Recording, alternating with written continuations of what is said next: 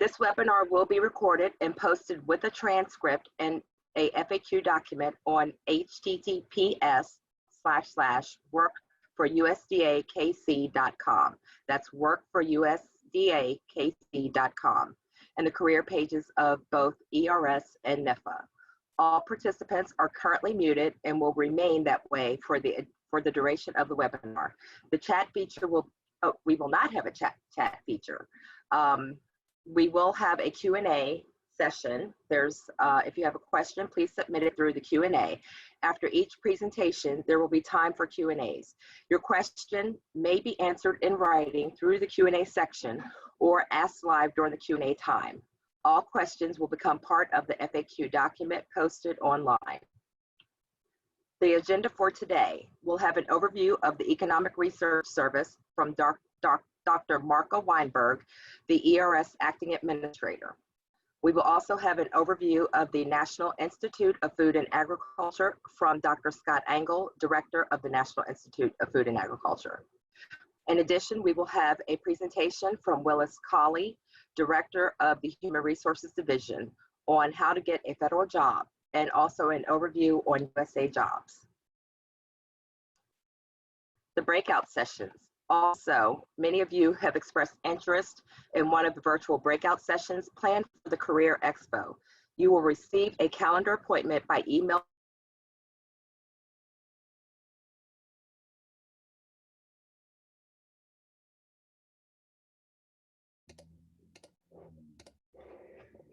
Looks like our colleague Tara may have frozen.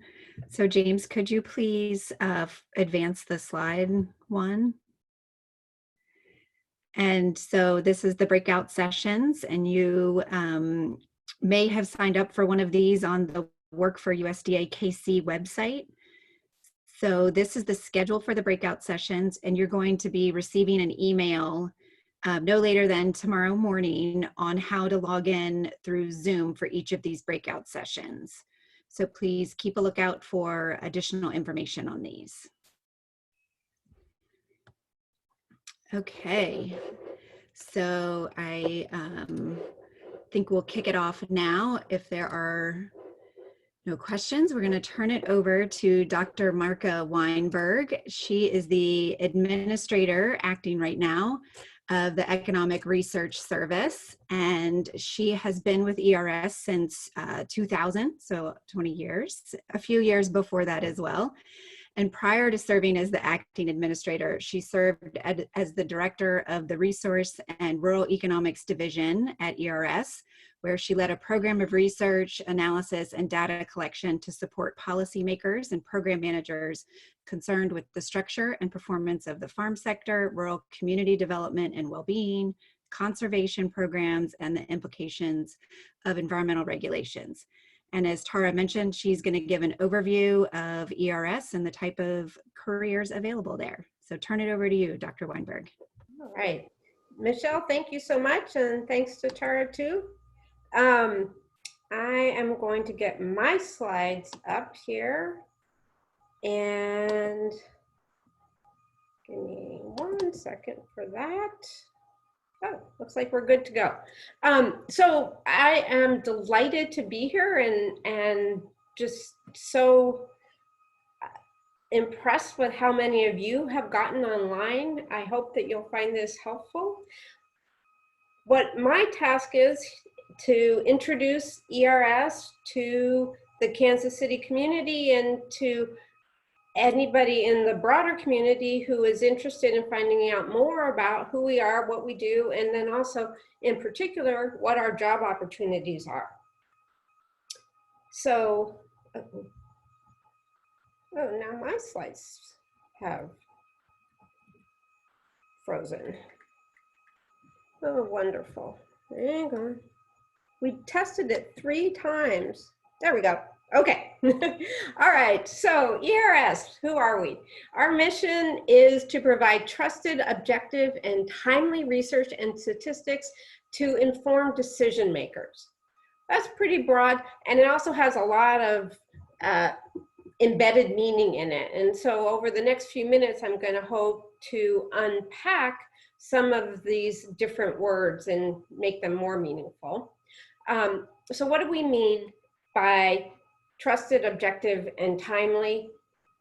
In order to have an impact, in order to be informing decisions, the first thing we have to do is make sure that the research and analysis and data that we're putting out actually address questions that program managers, policymakers, and the broader public have about USDA and USDA programs.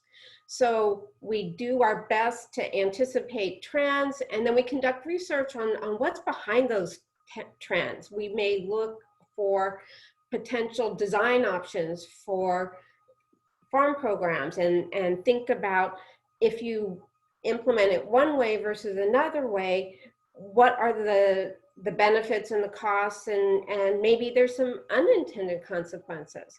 And so through doing our research, we're able to provide that information, let decision makers make more informed, data-driven decisions. Importantly, we never make policy recommendations, and that's something that we hold dear to our identity. If we made recommendations, we'd be aligned with the policy, and that's where that word objective comes from, is we don't weigh in on whether a policy is good or bad. We just provide the data that allows policymakers to make better decisions. We're also one of only 13 principal federal statistical agencies. In that role, we produce timely economic statistics. These are official statistics. And we also put a lot of resources into building and strengthening data for research on farm and rural households, on consumer food choices, on commodity markets, and many more topics. And we also make that data available, not just for our own researchers, but for the broader research community. And then we disseminate it in a distilled manner so that it can help inform public decision-making and private decision-making in a way that protects the confidentiality of the data and provides us with that first word in our mission, which is that we're trusted. So the data providers trust that the information is secure, and then it's aggregated in a way that could be useful and disseminated through our webpage. So picture is worth 1,000 words. Here is my holistic view of ERS.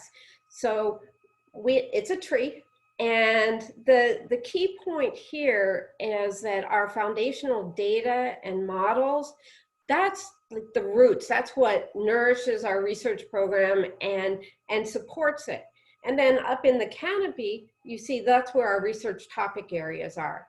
And the point of this is just to say that one could not function without the other.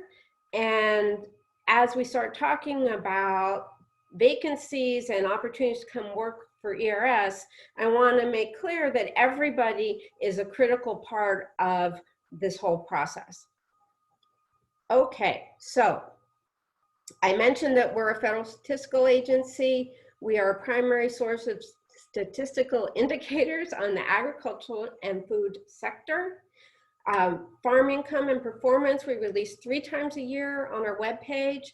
And those are that's information that is used, it feeds into the US GDP estimates as an example of how it's used, but it's also used by input suppliers or the farm credit industry to have a sense of where the sector is going and position their industry to be able to serve farmers.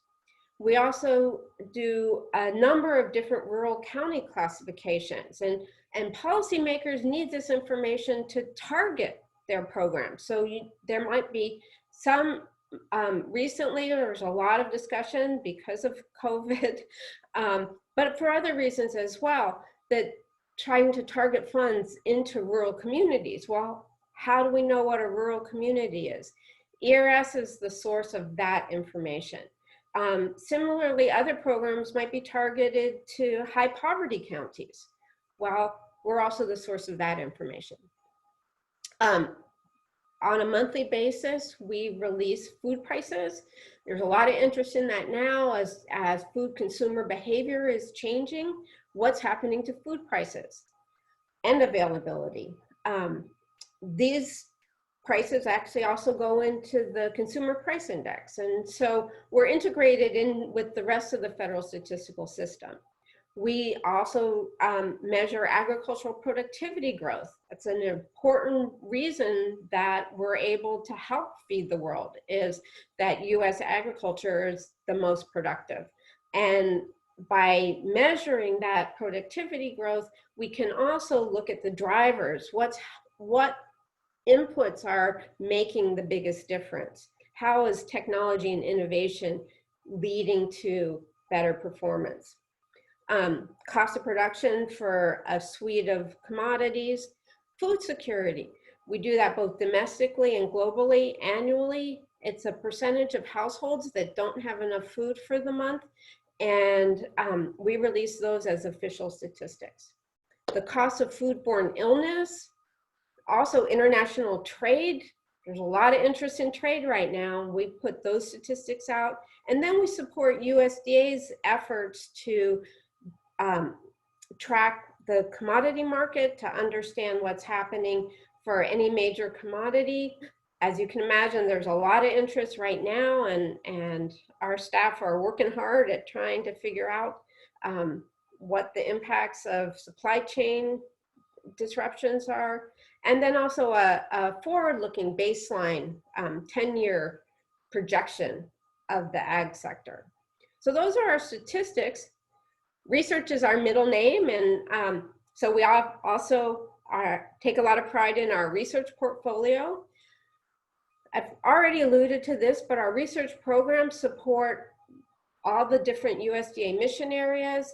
We look at agricultural markets and trade, farms, farm programs, innovation. The agricultural innovation agenda was kicked off by the secretary in February, and we're working behind that.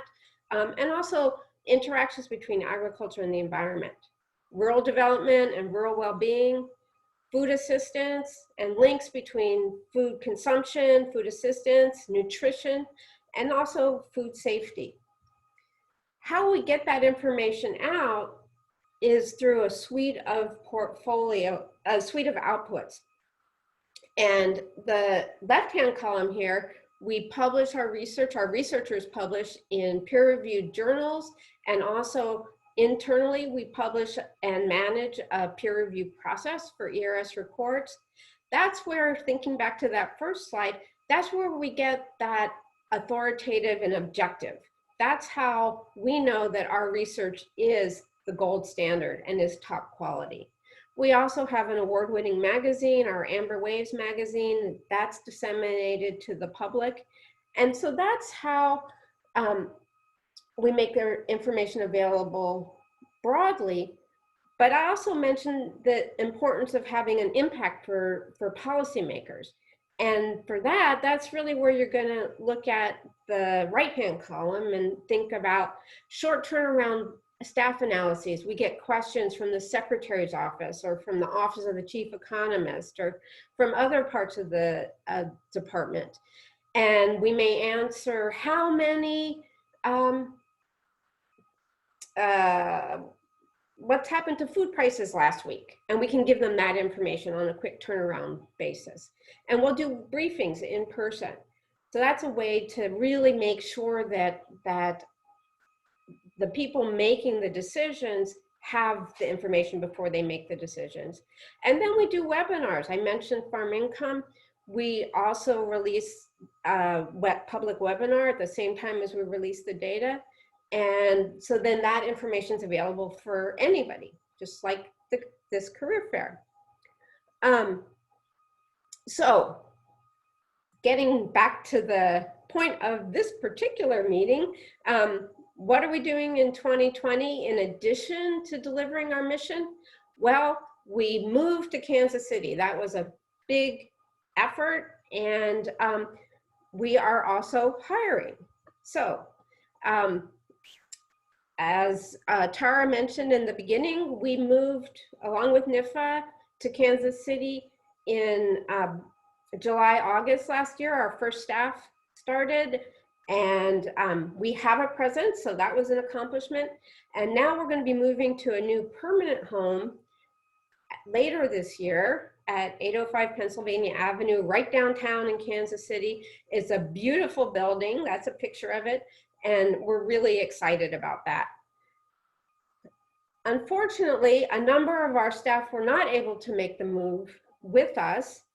And so we are actually doing a record amount of hiring. At full capacity, we have around 330 staff. Currently, we're at about 130. We have dozens more offers that have been made and people waiting to onboard. But as you could see, we have a lot of vacancies. So we are aggressively hiring, and we're onboarding in Kansas City, and we're doing that virtually now. So we haven't stopped just because we're all in stay-at-home mode. We are still bringing people on where they currently are if they don't live in Kansas City yet, and we're going to wait until it's safe for them to move, and then they'll be moving into town. But they're already working for ERS and USDA. So here's where you come in. We want you to join our team. We employ and we are looking for economists, of course, other social science researchers and analysts.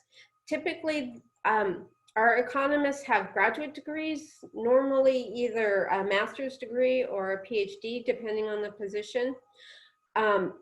We also have a big infrastructure on research support, and that includes data analytics.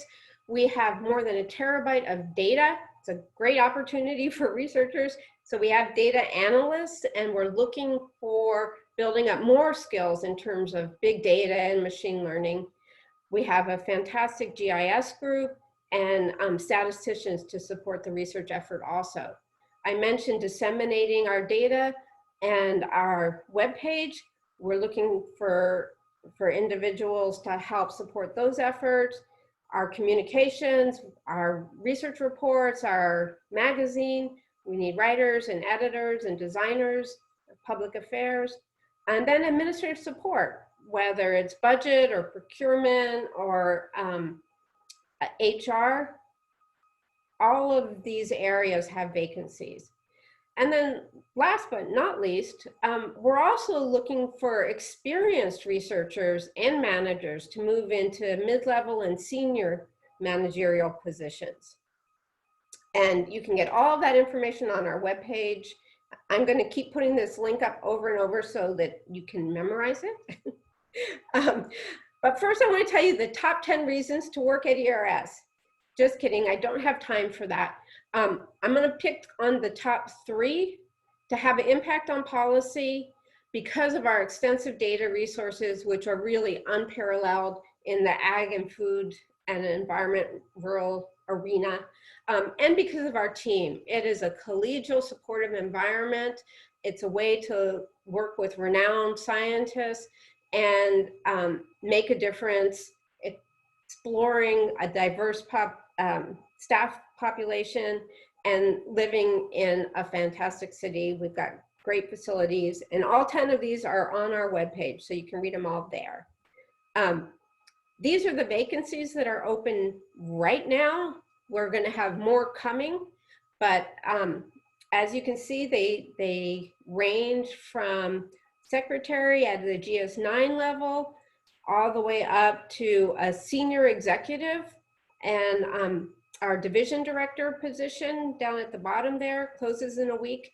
I do want to put a plug particularly for this senior executive position for the side event, the breakout on how to apply for a senior executive position, because that is a little bit more difficult. All the other positions are very straightforward, applying through USA Jobs. And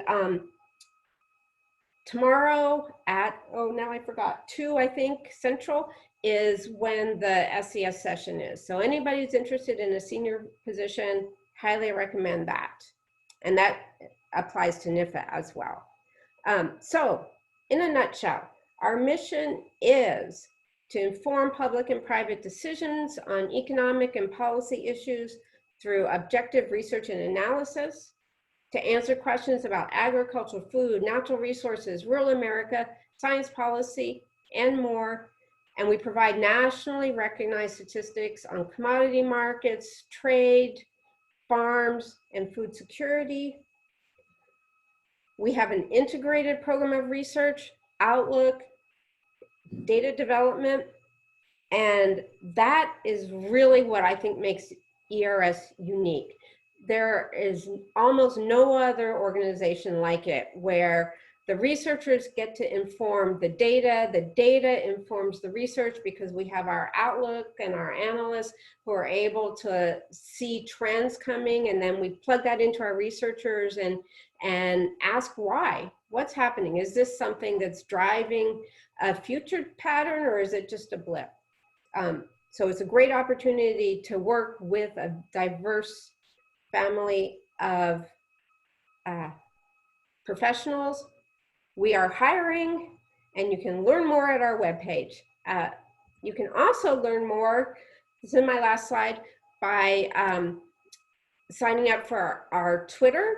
You can follow us on Twitter. You can sign up for our email updates. We put out a chart about a topical event. It shows up in your email box. It's just one chart and a short description. You can sign up for those on our webpage.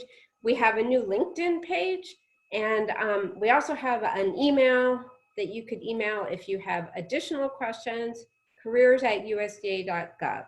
So thank you very much. I'm looking forward to the rest of the time that we have with you, and hopefully to having you come work for us. That's it for me. Thank you. Thank you, Martha, very much. Okay, so we have some time for questions and answers. Please submit your questions using the Q&A function at the bottom of your screen. Okay, so let's see. Martha, does ERS pay for relocation? Yes, it does. For new hires who are not currently with the federal government, we provide moving expenses. For federal employees, there's a little bit more that can be provided, but yes, we pay for transportation, moving, packing, shipping, storing, all that. Okay, great. Thank you. All right. Any application recommendations for current students graduating this spring? My advice is to set up a profile on USA Jobs, and you're going to hear a lot more about that later in this session. In terms of specific positions, again, I would look to the breakouts. You'll hear more. For ERS, we have one for economists, and we have others for other professionals. And so it depends on your field. It depends on what you want to do. We are advertising widely, and you can also get in touch with our hiring managers.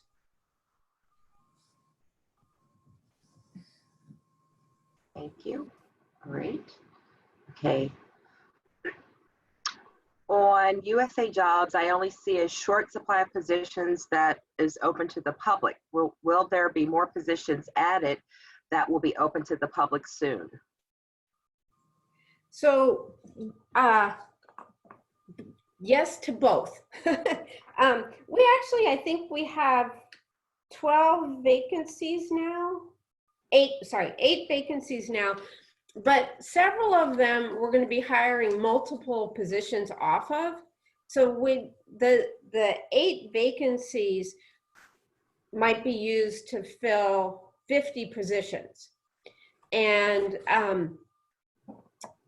in addition, we do have other specialized positions that are working through the process and will be we'll be advertising positions, we're releasing new positions throughout the summer and next year, I imagine, as well. So stay tuned. That's another reason to set up a USA Jobs profile, because it'll ping you whenever we announce a new position. You can look on our webpage for that.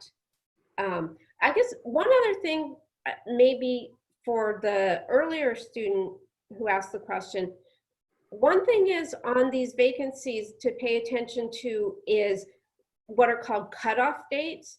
So for example, for our GS9 and GS12 economists, those vacancies are going to be open for months.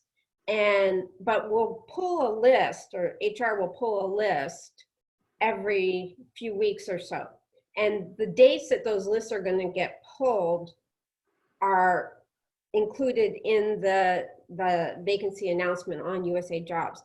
As soon as they give us the qualified list off of that poll, we're starting to interview and we're starting to make selections. And so to have the best chance, I would apply as soon as you can and stay involved, making sure that you're still included in the applicant pool.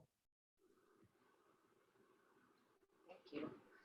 Okay, here's another question. Are mid-level researchers and managers the same or separate entities?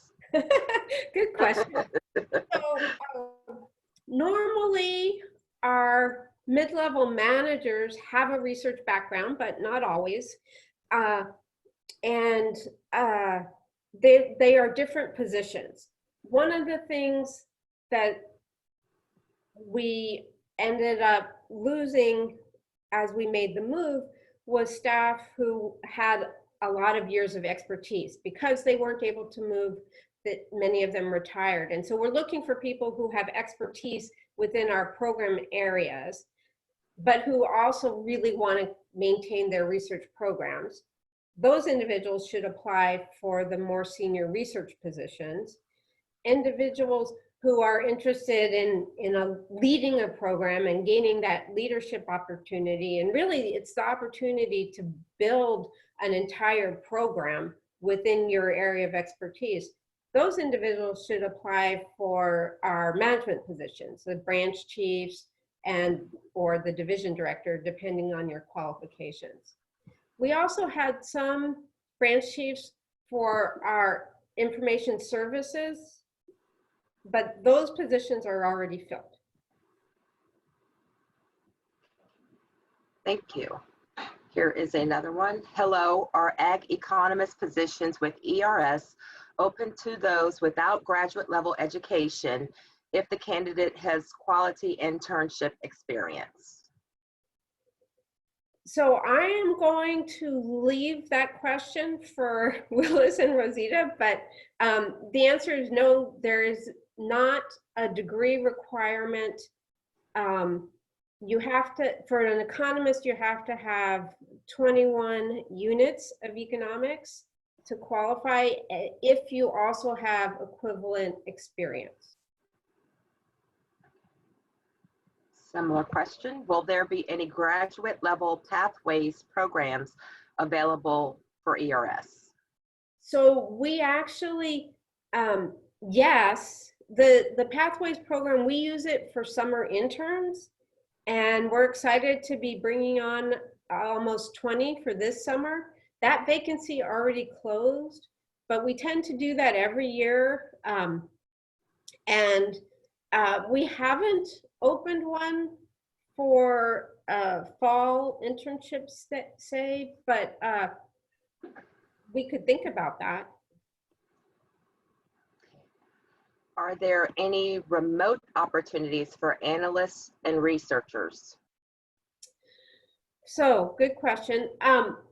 Analysts and researchers have the opportunity to collaborate in a lot of different ways. And once you hear from Dr. Engel about NIFA and some of the cooperative agreements and extramural funding, that's one way. And researchers can get access to our research data through secure means. To actually work and be employed at ERS, the answer right now, everybody's working remotely, but in general, no, you have to be located where ERS is located, which is Kansas City is where all our vacancies are. We do still have a headquarters in Washington, D.C. Here's another question. What type of work do social scientists provide to ERS? Field work, desk data analysis, etc.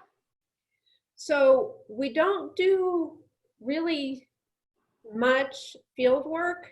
We have done that to a certain extent through behavioral experiments. We've done some of those. Usually that's with cooperative agreements, either collaborating with other academics or collaborating with other program agencies. Like we might work with NRCS and their conservation programs to design a behavioral experiment.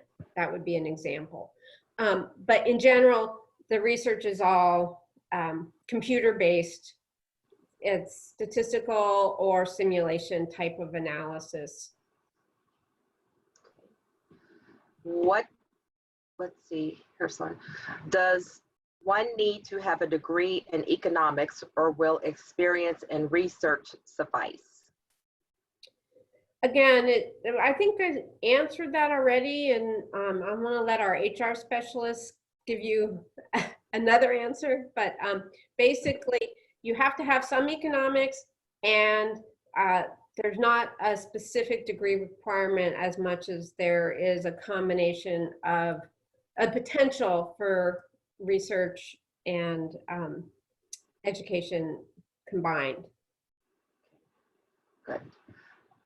Here's one. Will employees be working on teams with experienced employees? Will new employees be working on teams with experienced employees? Yes, absolutely. And that's one of the reasons we're actually looking to hire more experienced employees. But ERS is a team-oriented environment. All of our projects are conducted by teams. And even now, we still have teams set up. One thing that's worked really well is to have people with expertise in the subject matter, and a lot of our new hires actually are coming in with better technical skills because they're just out of school. What they know, I didn't learn when I was in graduate school. And so we can team them up to really create a win-win for the public. Great. All right. Can you speak about diversity within your department? So having a diverse workforce is a top priority for us.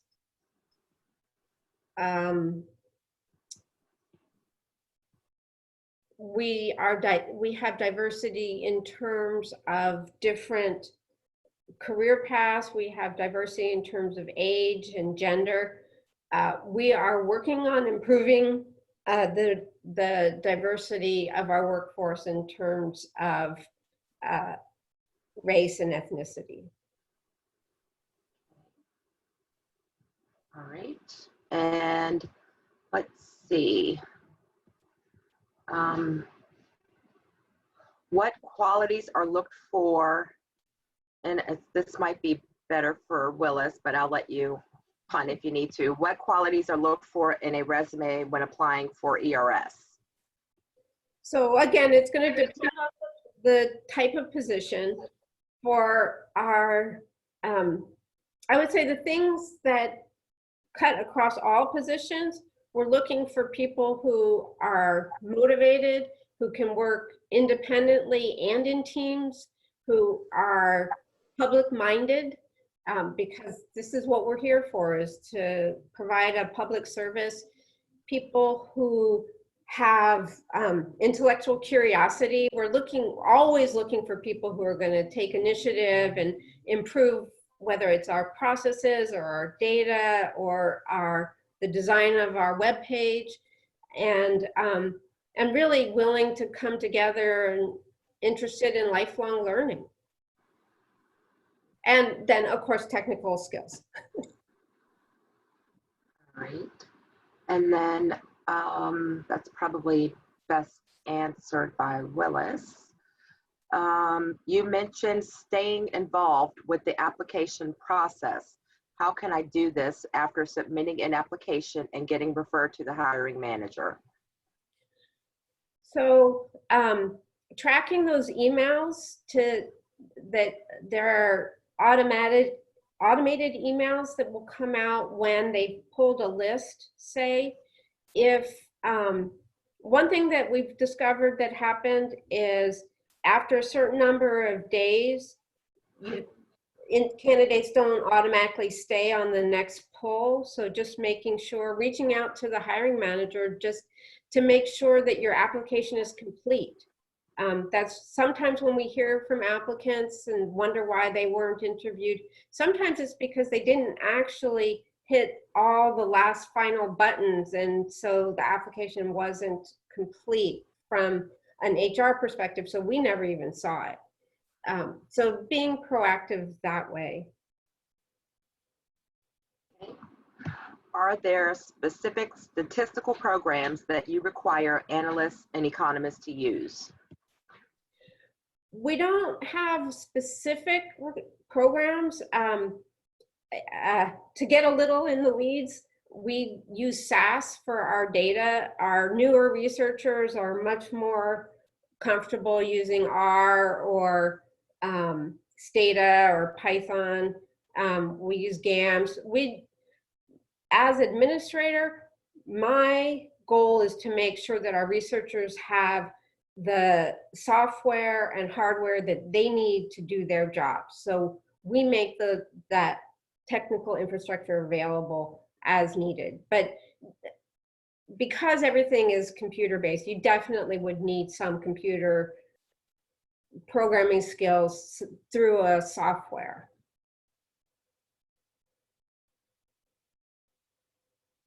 Oh, Tara, you're muted. Unmute. What advice can you give a current undergrad who is interested in this career path? What types of experiences are helpful? Oh, well, I would say internships, definitely. I would say getting involved in research, if you can, if there are any faculty at your school who are interested in having students participate in their projects. And then taking a look at the type of research products that are put out, that we put out, and then reading them with a perspective of what would it take for me to be able to answer these questions? Some questions aren't going to be very interesting to you, and so that's not a direction you want to go. Others might really pique your interest. If you want to be more on the more academic type of research and writing, or are you really interested in working with geospatial data and doing data linking so providing the input of the databases as opposed to doing the statistical analysis afterwards. But I will say that the future is really bright for anybody interested in agricultural economics. It's not just ERS, it's the whole land grant system is struggling to find people with expertise in agriculture. And so sky's the limit. I think we have time for one more question. As a recent graduate and in terms of working for ERS, are there any recommendations for certificate programs or professional development courses that can help strengthen my portfolio? That's a good question. We don't tend to, I don't know not offhand. I'll see if I can think about someone, we can answer it online. Yeah, we'll move it over and then we'll respond to it in the follow-up transcript and FAQ. Okay. And just before we switch over to Scott, Marka, there were a couple of participants that asked if you could put your last slide back up. Last slide. Okay. Oh, with all the tweets and everything. That one? Yeah. All right. Okay, and this information will be available after the webinar. So thank you. Thank you very much, Marka. That was very interesting and informing and engaging. So we appreciate you taking the time to spend with us. Thank you all. I really appreciate the opportunity. All right.